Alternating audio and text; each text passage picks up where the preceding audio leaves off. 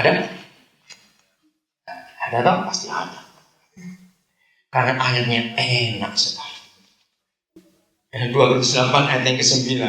Betul saudara? Ya. Ayo saya akan baca.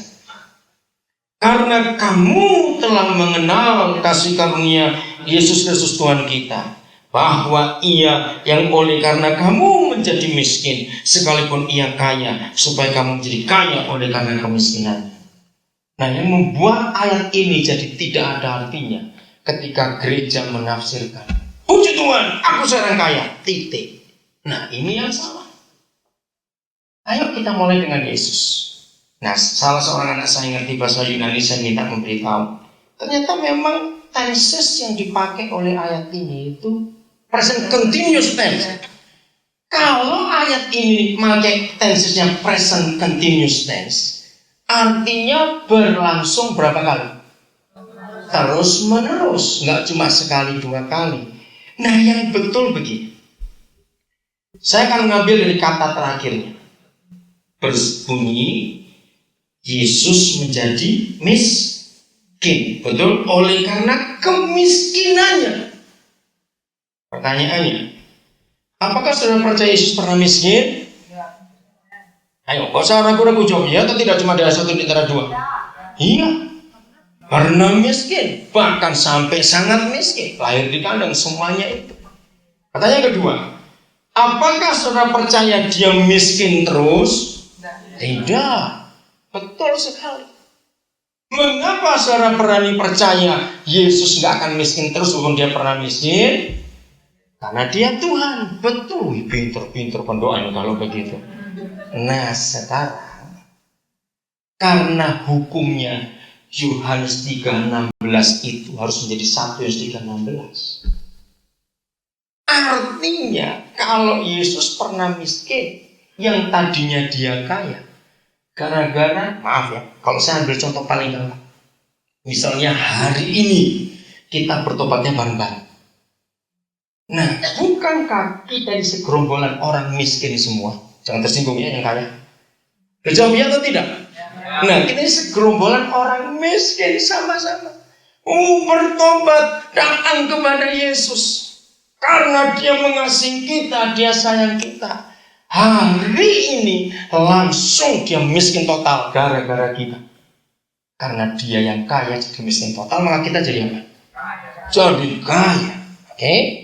Nah, ternyata rombongan orang miskin gak cuma kita. Karena dia Tuhan, hari ini dia miskin, dia besok bagaimana?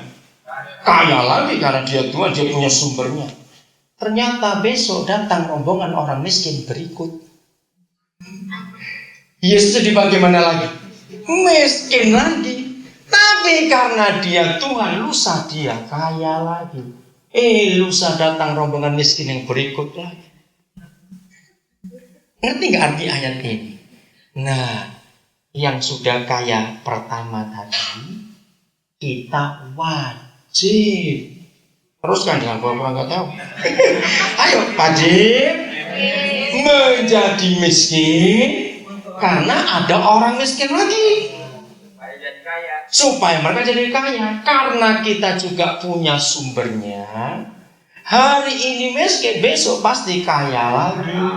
Dan orang-orang yang kaya gara-gara kita tadi harus miskin lagi, karena ada orang miskin berikut lagi. Saya tahu kalau orang Kristen menggenapi 1 ayat ini saja, gak ada orang miskin di Indonesia. Betul gak akan ada orang miskin.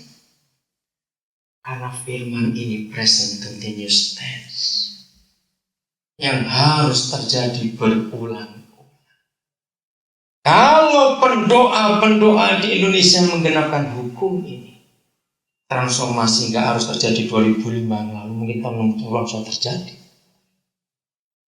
Karena kita salah konsep, hanya melontarkan kata-kata ke udara.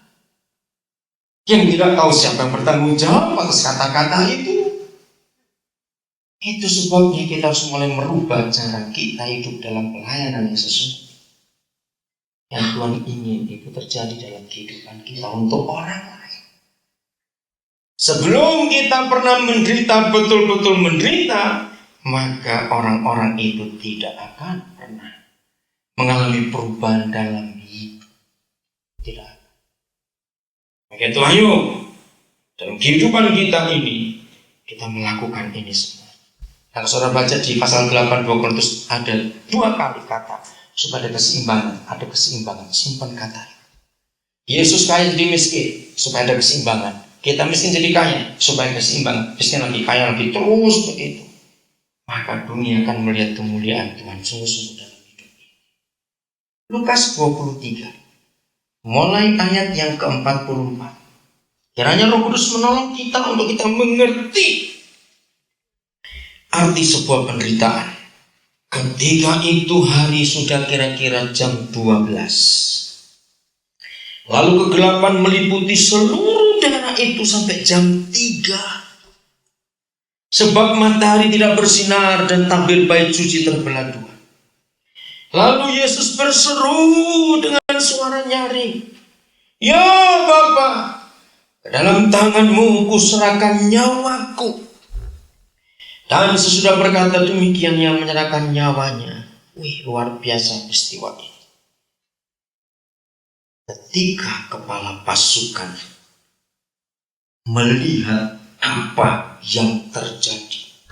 Melihat apa kepala pasukan itu? Itu apa? Melihat apa itu? Yesus menyerahkan nyawanya dan mati.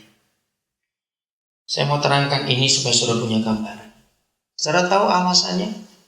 Mengapa orang-orang yang dihukum mati dieksekusi dengan salib? Kalau sudah lewat jamnya dan gak mati-mati, lutut harus diremukkan. Kira-kira saudara tahu sebabnya? Mati di salib itu jauh lebih sengsara daripada dieksekusi dengan tembak. Dor, langsung hilang sudah. Tapi di salib itu penderitaan yang ngeri. Ada 2 cara mereka mati di salib. 1, kehabisan darah pelan-pelan. Kalau di dokter kan ngerti. Darah itu yang munculnya pelan-pelan. Wih, sakitnya luar biasa bagi tubuh orang itu. Yang kedua, matinya karena jantung dan paru-parunya pecah. Kenapa bisa pecah? Sebelum mereka lututnya remuk, mereka masih bisa bertahan. Bisa bayangkan digantung, itu kakinya masih bertumbuh pada lututnya kuat sekali. Tapi begitu diremukkan, saudara, langsung tubuh ini melorot. Maaf, jangan marah, saya cuma lebih mempercepat saja. Maka itu orang yang gemuk masih cepat mati kalau disalib itu. Karena berat badannya turun begitu. Maaf ya, cuma ngomong aja, jangan marah ini. Ya supaya logikanya masuk begitu, jangan marah dulu saya ngomong. Jadi lutut ini diremukkan dulu supaya turun badannya dan kejepit jantung dan paru-paru itu meledak. Maka darah keluar di mana-mana. Itu paling mengerikan. Kenapa Yesus tidak diremukkan lututnya? Karena dia rela, ini katakan. Tidak ada orang dieksekusi mati dengan salib itu rela mati. Enggak, bertahan kalau perlu. Ketika kepala pasukan melihat apa yang terjadi. Lihat kalimat berikut. Ia memuliakan Tuhan, katanya, sungguh orang ini adalah orang benar. Saya terkejut. Ketika suatu saat di hari Paskah, saya lupa tahun berapa, Roh Kudus memberikan pewahyuan ini, saya terkejut. Karena dia kepala pasukan, bukan prajurit, jadi pimpinan, dia komandan. Israel itu kecil, itu jajahan Roma. Sebagai seorang kepala pasukan, percayakah saudara, dia pasti suka keliling menjaga keamanan dari jajahan? Ya. Oke, pertanyaan berikut. Kalau dia sebagai kepala pasukan suka keliling, masa sekali aja nggak pernah lihat Yesus buat mujizat? Kemungkinan pernah atau tidak? Pasti pernah. Tiap hari Yesus buat mujizat. Nah, pertanyaan ini kenyataan yang luar biasa. Mengapa dia tidak memuliakan Tuhan ketika lihat mujizat? Jawabannya, karena mujizat tidak membuat orang bertobat. Tadi saya sudah beritahu contoh orang Israel kurang mujizat apa? Maaf, orang Israel, betul? Nggak ada makanan turun roti dari langit.